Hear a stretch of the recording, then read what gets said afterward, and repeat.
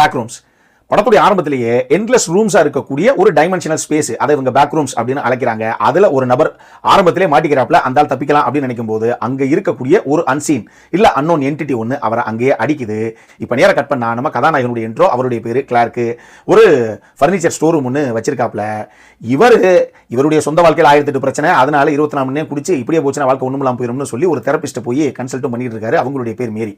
ஒரு கட்டத்தில் இவருடைய ஃபர்னிச்சர் ஸ்டோருடைய பேஸ்மெண்ட் இருக்கு இல்லையா, அங்க இருக்கக்கூடிய ஒரு சைடு வால்ல ஒரு சின்ன லைட் மாதிரி ஒரு ஒளிக்கீற்று மாதிரி விழுக போக, இது என்ன புதுசா இருக்குது, இப்படி வந்ததே கிடையாது, நான் பார்த்ததே கிடையாதுன்னு போய் அந்த இடத்துல கையை வைக்கலான்னு வச்சா நேர கையை செவத்துக்கு இந்த பக்கம் போய் அந்த பக்கம் வெளியே வந்துருது. அப்பதான் நம்மளுக்கு தெரியுது இங்க இருந்து செவத்துக்கு இந்த பக்கம் போய் அந்த பக்கம் வெளியவே வந்துட்டாரு. வெளியே வந்து அவருக்கு தெரியாது, ஆனா ஆடியன்ஸுக்கு தெரியும். ஆரம்பத்தில் ஒருத்தன் மாட்டிக்கிட்டானே பேக் ரூம்ஸ்னு சொல்லி ஒரு டைமென்ஷனல் ஸ்பேஸ், அங்கதான் கதாநாயகன் இப்ப உள்ள போயிருக்காரு அப்படின்னு. இதுக்கப்புறம் அவரே எதிர்பார்க்காம அடுத்தடுத்து அரங்கேறின சம்பவங்கள் தான் இந்த படத்துடைய மொத்த கதையை. இந்த படத்தை பொறுத்தளவுக்கு சிவிட்டல் எஜோஃபோர் அட்டகாசமான ஒரு பெர்ஃபார்மன்ஸை கொடுத்திருந்தாரு. அவர் தான் கதாநாயகனாக பண்ணியிருந்தாரு. ரினேட் ரீன்ஸ்பே அவங்க தான் கதாநாயகியாக பண்ணியிருந்தாங்க. 2 பேரும் செம்மையான ஒரு பெர்ஃபார்மன்ஸ். இந்த படத்துடைய சொல்லக்கூடிய ஆகச்சிறந்த 2 கேரக்டர்ஸ் அப்படின்னா அந்த 2 பேர் தான் செம்மையாக பண்ணியிருந்தாங்க.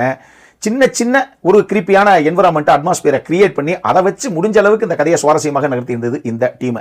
படத்துடைய ஆரம்பத்தில் ஒரு தடவை, செகண்ட் ஆக்டுக்குள்ள இன்பிட்வீன்ல 3 பேர் உள்ள அந்த பேக் ரூம்ஸ் போகக்கூடிய அந்த சீன், இந்த மாதிரி 1-2 தடவை டெஃபினட்டா அள்ளுற மாதிரி ஒரு சில சம்பவங்களை நம்ம விஆர் கேமிங் அப்படி லைவா விளாண்டா எப்படி இருக்குமோ அந்த மாதிரி ஒரு ஃபீலை இந்த டீம் டெக்னிக்கலி இவங்க அந்த படத்தை கொடுத்த விதத்தில் நிச்சயமாக நமக்கு கொடுத்துருச்சு அப்படின்னு தான் நான் சொல்லுவேன். படத்துடைய பலம் அந்த படத்துடைய ப்ரொடக்ஷன் டிசைன் ஒர்க்கும் சவுண்ட் டிசைனிங் ஒர்க் தான்.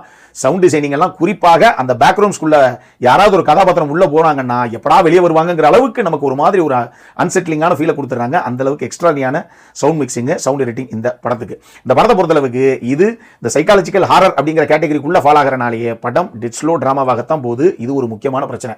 இன்னொரு பக்கம் படத்துடைய அந்த ஃபர்ஸ்ட் ஆக்ட் கொஞ்சம் கிரிப்பியா ஆரம்பிச்சு அதுக்கப்புறம் ஃபுல் அண்ட் ஃபுல் கான்வர்சேஷனாவே போகுது. செகண்ட் ஆக்ட் முடிஞ்ச அளவுக்கு பரபரப்பாக ஒரு சில இடங்களில் நம்மள ஜம்ப் ஸ்கேர்ஸ் கொடுத்து அந்த மாதிரி நகர்த்துறாங்க. வேறஸ் தேர்ட் ஆக்டை பொறுத்த அளவுக்கு இவங்க கடைசியாக அந்த படத்தை எப்படி கன்க்ளூட் பண்ணாங்களோ அது இன்னும் கன்வின்சிங்காக பண்ணியிருக்கணும். ஆடியன்ஸுக்கு அண்டர்ஸ்டாண்டபிளாக பல விஷயங்களை கிளியர் கட்டாக எக்ஸ்பிளைன் பண்ணிட்டு அந்த மாதிரி கொஞ்சம் கன்வின்சிங்காக க்ளோஸ் பண்ணியிருக்கலாமோ அப்படிங்கிற மாதிரி ஒரு ஃபீல் எனக்கு வந்தது. அடல்காரனை பொறுத்த அளவுக்கு செக்ஷுவலா எதுவும் கிடையாது, பட் மிரட்டி விடுற மாதிரி ஒரு சில காட்சிகள், ரத்தம் தெரிக்கிற மாதிரி ஒரு சில காட்சிகள் அப்படிங்கிறனால இந்த ஹாரர் டேக்லைனை போட்டாலே பொதுவாகவே ஏசிடி தான் வச்சுக்கோங்களேன். அந்த மாதிரி ஒரு படம் தான் இது. இந்த படம் நம்ம ஒரு தியேட்டர்ஸ்லயே இப்ப வெளியாயிருக்கு. நம்மளை பொறுத்தளவுக்கு ஒரு டீசென்டான வாட்ச், பெருசா எக்ஸ்பெக்டேஷன் இல்லாம போய் பெரிய ஸ்கிரீன்ல ஒரு தடவை பார்க்கணும் அப்படின்னா ஒரு தடவை ட்ரை பண்ணி பார்க்கணும்னா பார்க்கலாம். அந்த மாதிரி ஒரு படம் தான் இது.